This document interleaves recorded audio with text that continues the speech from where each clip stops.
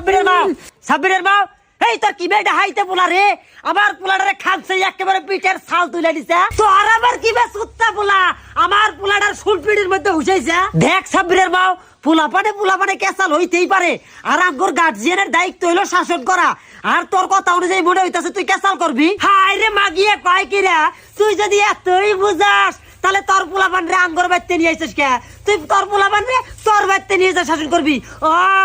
তুই পোলাপান রে আঙ্গুর বাইতে নিয়ে আঙ্গুরতে কেসাল কইরা তুমি জরিমানা নেওয়ার ধান্দা করতাছ না